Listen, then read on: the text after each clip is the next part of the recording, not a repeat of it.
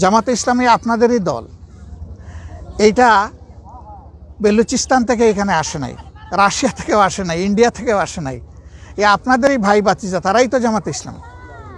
অতএব আপনারাই জামাতে ইসলামী, তাই না? এই দলটা কি করে মানুষের জন্য? এই দলটা দুইটা কাজের উদ্দেশ্য নিয়ে মানুষের জন্য কাজ করে। একটা হলো মানুষ হিসাবে দুনিয়ার জন্য একজন মানুষ সম্মানের সাথে বাঁচতে পারে এবং এই রাষ্ট্রের প্রত্যেক নাগরিক, মা এবং ভাইয়েরা সবাই যেন সম্মান নিয়ে বাঁচতে পারে, এরকম একটা রাষ্ট্র চাই। আমি ছোট মানুষ হই, কিন্তু আমার জায়গায় আমি যেন একটু সম্মান পাই।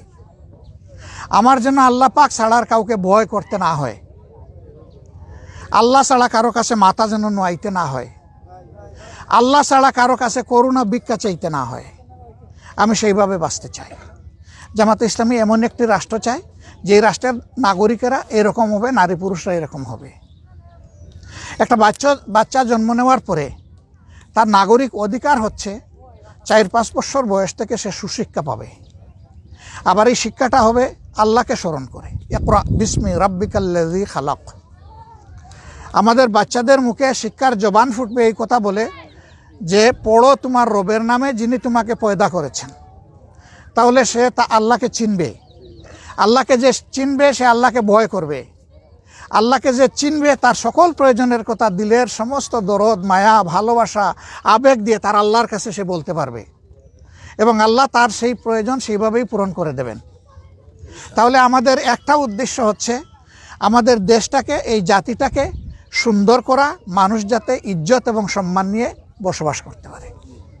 এই বাচ্চাটা যখন লেখাপড়া করে শেষ করে যুবক হবে, তখন ঘুষ দিয়ে তাকে চাকরি নিতে হবে না।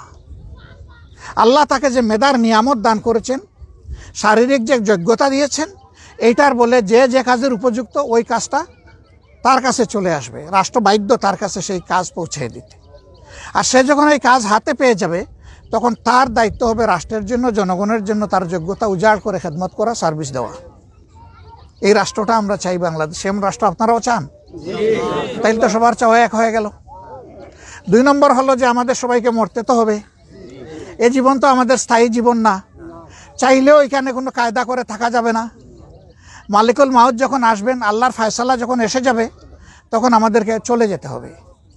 আজকে যিনি আমার ভাই, বাবা, আমার মা, খালা, তাদেরকে যখন কবরে রেখে দিব বিসমিল্লাহি আলা মিল্লাতে রাসূলিল্লাহ বলে, তখন তিনি কেবলই আল্লাহর বান্দা, তখন কেবলই তিনি আল্লাহর বান্দি।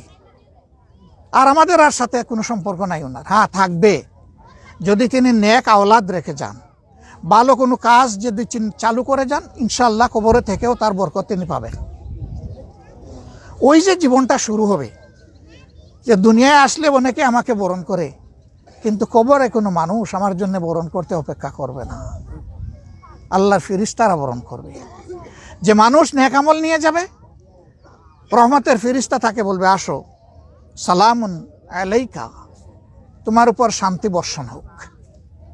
তখন থেকে সে জান্নাতের সুখ পাবে। এরপরে তো আসল জান্নাত তার জন্য আল্লাহর জিম্মায় আছে।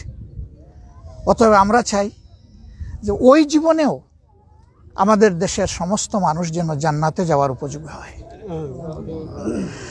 আর ওই জান্নাতটা গড়তে হলে দুনিয়াকে জান্নাতময় করতে হবে।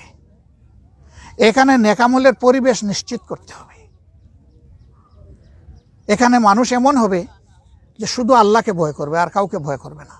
তার বাবাকেও ভয় করবে না, তার দলের নেতাকেও ভয় করবে না, দেশের শাসককেও ভয় করবে না, পুলিশকেও ভয় করবে না। সে ভয় করবে শুধু আল্লাহ রাব্বুল আলামিন।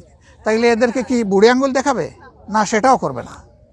বরঞ্চ আল্লাহ যাকে সম্মান করতে বলেছেন, ওই আল্লাহকে ভয় করার কারণে সে তার অন্তর থেকে তাকে সম্মান করবে।